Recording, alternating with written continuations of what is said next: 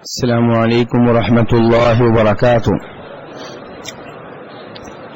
إن الحمد لله نحمده ونستعينه ونستغفره ونعوذ بالله من شرور أنفسنا ومن سيئات أعمالنا. من يهده الله فلا مضل له ومن يضلل فلا هادي له. أشهد أن لا إله إلا الله وحده لا شريك له وأشهد أن محمدا عبده ورسوله. أما بعد فإن خير الحديث كتاب الله وخير الهدي هدي محمد صلى الله عليه وسلم وشر الأمور محدثاتها وكل محدثة بدعة وكل بدعة ضلالة وكل ضلالة في النار. لا الہ الا اللہ یہ بہت ہی عظیم کلمہ ہے.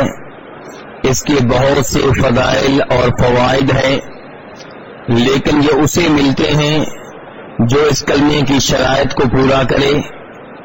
اور اس کلمے کی شرائط میں سے ایک شرط یہ ہے کہ اس کلمے کو قبول کیا جائے، اسے رد نہ کیا جائے، اسے ریجیکٹ نہ کیا جائے.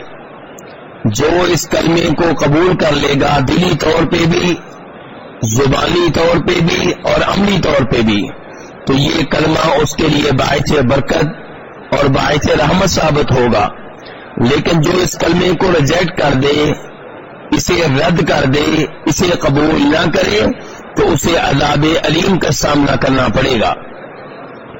اللہ تبارک تعالیٰ فرماتے ہیں سورہ صافات میں 23ویں سپارے میں ان مجرموں کا ذکر کرتے ہوئے جنہیں جہنم میں عذاب ہو رہا ہوگا.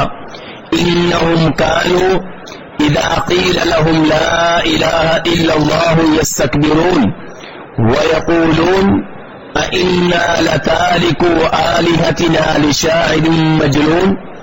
کہ جب ان سے کہا جاتا تھا کہ لا الہ الا اللہ، اللہ کے سوا کوئی معبود برحق نہیں، یہ کلمہ پڑھ لو، اس کلمے کا اقرار کر لو، یستکبرون، تو یہ اس کلمے کو قبول کرنے سے انکار کر دیتے تھے، یہ تکبر کرتے تھے، اس کلمے کو ریجیکٹ کر دیتے تھے.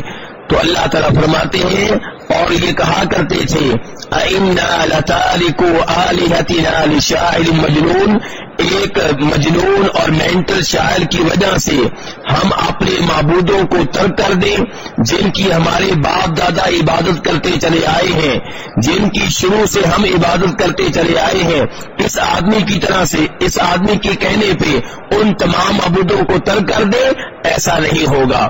اللہ تعالیٰ ان لوگوں کے بارے میں فرماتے ہیں یہ ہے وہ مجرم جنہوں نے اس کلمے کو ریجیکٹ کر دیا، اسے قبول کرنے سے انکار کر دیا، یہی جہنم میں جائیں گے، انہیں عذاب کا سامنا کرنا پڑے گا. میرے بھائیوں، جو اس کلمے کو قبول کرتا ہے اسے کامیابی ملتی ہے.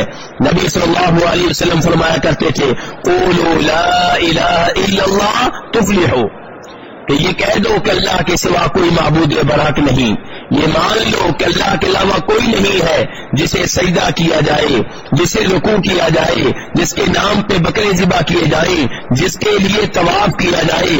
ایک اللہ ہے جس کے لیے ہر عبادت کی جا سکتی ہے اور کرنی چاہیے، اور اللہ کے سوا کوئی بھی نہیں ہے جس کے لیے ذرا بھر بھی عبادت کرنا جائز ہو. تو جو یہ کام، یہ بات کہہ دے گا، یہ اقرار کر لے گا، یہ گواہی دے دے گا، وہی کامیابی پائے گا. نبی صلی اللہ علیہ وسلم نے ایک حدیث میں ان لوگوں کی مثال بیان کی ہے جنہوں نے آپ کی طرف سے آیا ہوا یہ پیغام قبول کر لیا، توحید کا پیغام، آپ کی طرف سے دیا ہوا یہ کلمہ قبول کر لیا، آپ کی طرف سے دی گئی ہدایت کو سینے سے لگا لیا. اور ان لوگوں کی مثال بھی آپ نے بیان کی ہے جنہوں نے آپ کی طرف سے دیا ہوا توحید کا پیغام قبول کرنے سے انکار کر دیا. چنانچہ آپ صلی اللہ علیہ وسلم فرماتے ہیں، میرے بھائی توجہ آپ کی ذرا میری طرف، آپ کی آنکھیں جو ہے نا کہیں اور جا رہی ہیں. نبی علیہ الصلوۃ والسلام فرماتے ہیں کہ جو علم اللہ نے مجھے دیا ہے، جو ہدایت اللہ نے مجھے دی ہے، اور وہ علم اور ہدایت دے کر اللہ نے مجھے نبی بنایا، مجھے رسول بنایا، اور مجھے حکم دیا گیا کہ یہ علم، یہ ہدایت میں لوگوں میں پھیلا دوں، اس کی مثال بارش کی طرح ہے. آپ جو علم اور ہدایت لے کر آئے اس کی مثال کس کی طرح ہے؟ بارش کی طرح. آپ فرماتے ہیں کہ بارش جب آسمانوں سے برستی ہے تو اب وہ عام برستی ہے، لیکن زمین مختلف ہوتی ہے. کہیں زمین وہ ہوتی ہے جو پانی کو جذب کر لینے والی، پانی سے سیراب ہونے والی، پانی سے فائدہ اٹھانے والی، اور یہی وہ زمین ہے جس سے گھاس اگتا ہے، فصلیں اگتی ہیں، پودے اگتے ہیں، درخت اگتے ہیں، خود بھی پانی سے فائدہ اٹھاتی ہے اور دوسرے لوگوں کو بھی اس پانی سے فائدہ دیتی ہے. اور فرمایا دوسری زمین وہ ہے جو چٹیل ہوتی ہے، صاف ہوتی ہے، پانی کو قبول نہیں کرتی. پانی کو قبول، ہمارا موضوع آج قبول کرنا. آپ فرما رہے یہ زمین جو ہے پانی کو قبول نہیں کرتی اور خود بھی اس بارش کے فوائد سے محروم رہتی ہے، دوسروں کو بھی بارش کے فوائد سے محروم رکھتی ہے. تو آپ فرماتے ہیں یہی مثال ہے میری اور اس علم اور اس ہدایت کی جو میں لے کر آیا ہوں. میری طرف سے لایا ہوا علم، میری طرف سے لائی ہوئی ہدایت اور آپ کی طرف سے لائی ہوئی توحید کو جو قبول کرے گا خود بھی فائدہ اٹھائے گا، خود بھی کامیابی حاصل کرے گا، خود بھی سرخرو ہوگا اور دوسروں کے لیے بھی کامیابی کا باعث بنے گا، سامان بنے گا. اور جو نبی علیہ الصلوۃ والسلام سے لائی ہوئی ہدایت آپ کی طرف سے لایا ہوا پیغام توحید ریجیکٹ کر دے گا، قبول نہیں کرے گا، خود بھی نقصان اٹھائے گا اور دوسروں کو بھی اس روشنی سے، اس علم سے محروم رکھے گا.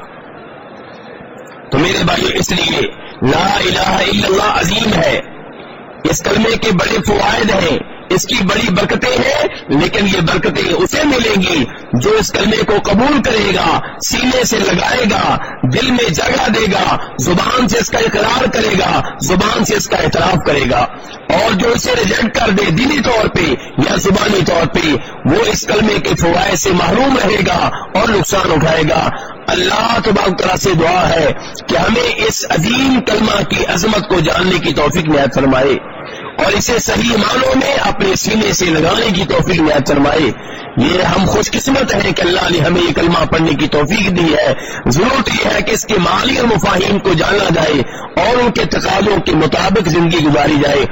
اب اس مختصر درس کے بعد میرے بھائی میں آپ کے سوالوں کی جانب آتا ہوں. پہلے بھی بہت